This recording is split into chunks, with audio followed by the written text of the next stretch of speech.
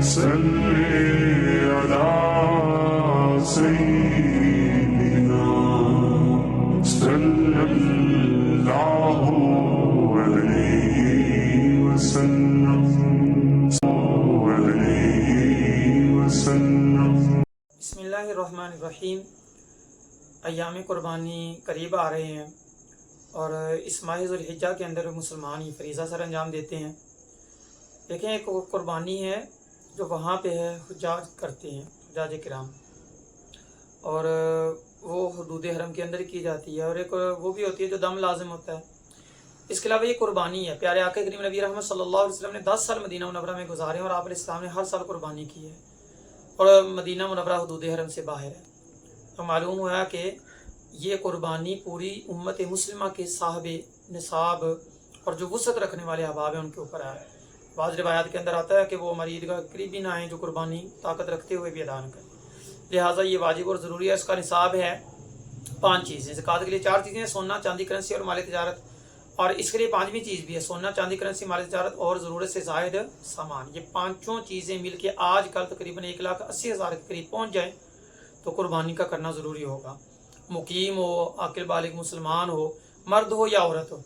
ہمارے یہاں مرد احباب تو کر لیتے ہیں، لیکن عورتیں سونا رکھنے کے باوجود اور پیسے جوڑنے کے باوجود قربانی نہیں کرتی،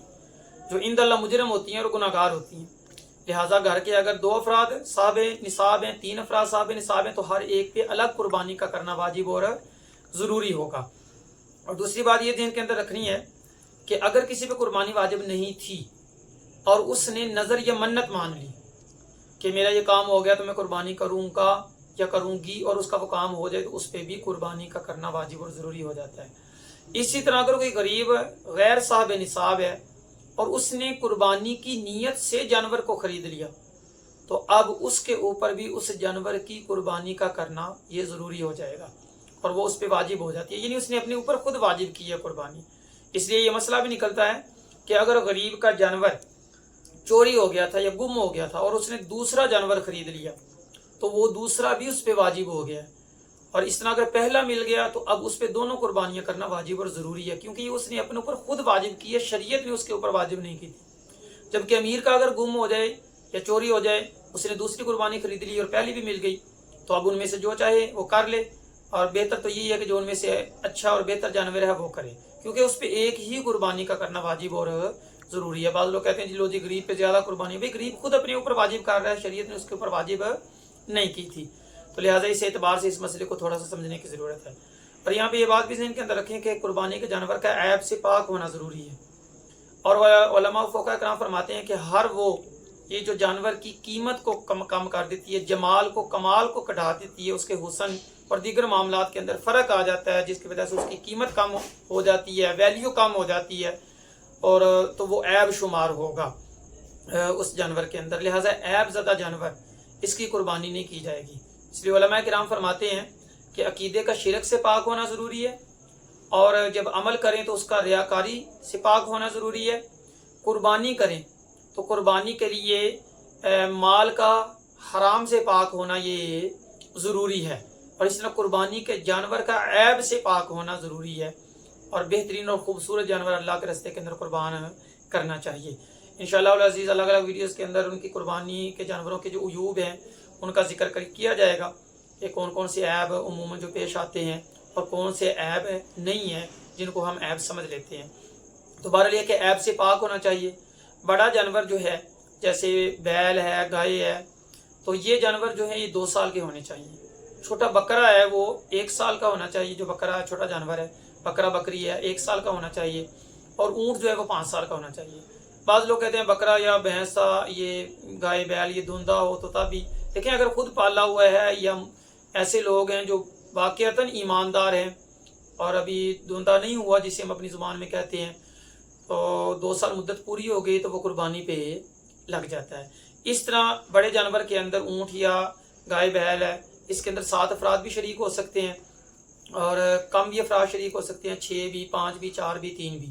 یعنی اگر کسی کے حصے بٹے میں بھی چلے جائیں تو قربانی ہو جائے گا۔ مثلا 2 بندے شریک ہیں قربانی میں تو 3.5 حصے آ رہے ہیں، تو اب یہ نہیں کرنا چاہیے جی آدھا حصہ چلا گیا تو قربانی دونوں کی ہو جائے گی۔ اس اعتبار سے قربانی کا کرنا یہ ضروری ہے۔ تو یہ بات ذہن کے اندر رکھنی ہے کہ شریک جو افراد ہو رہے ہیں مال حرام نہ کھاتے ہوں کماتے ہوں، اور اسی طرح رشوت سود ان چیزوں سے پاک ہوں، عقیدہ بھی ان کا ٹھیک ہونا چاہیے، شرک بدعات ان چیزوں کے اندر مبتلا نہیں ہونا چاہیے، اور ان چیزوں کو بھی روز خاطر رکھنا ہے۔ باقی قربانی کا گوشت کوشش کی جائے کہ اگر قربانی کا گوشت دکھا رہے ہیں تو اس کو تول کے تقسیم کیا جائے، برابر بالکل اندازے سے نہ کیا جائے، یہ سود بن سکتا ہے۔ ہاں البتہ اگر کلیجی شامل کر دیے اس نہ پائے اور اس طرح تو ہے کر لیا معاملہ، تو پھر جو ہے نا وہ اندازے سے بھی کر سکتے ہیں تقسیم۔ باقی یہی ہے کہ قربانی ایک بہت بڑا عمل ہے اور بہت بڑی فضیلت ہے، تو ان ایام کے اندر قربانی ہی کی جائے گی۔ بعض لوگ کہتے ہیں جی قربانی سے بہتر ہے اتنے جانوروں کا خون بہانا، کسی غریب کو صدقہ دے دو، تقابل کرتے ہیں۔ بھئی دین کا دین سے کیسا تقابل کرنا ہے تو یہ کریں کہ دنیا کے اندر کتنی سگریٹ نوشی ہو رہی ہے، ویڈیوز بن رہی ہیں، بے حیائی، فحاشی، عریانت، گانت، باجے، شادیاں، خوشیاں، غمیاں، اور پتہ نہیں کیا کیا چیزیں ہم نے گھر میں ٹی وی اور کیبلیں اور پتہ نہیں کیا کیا رکھا ہوا ہے،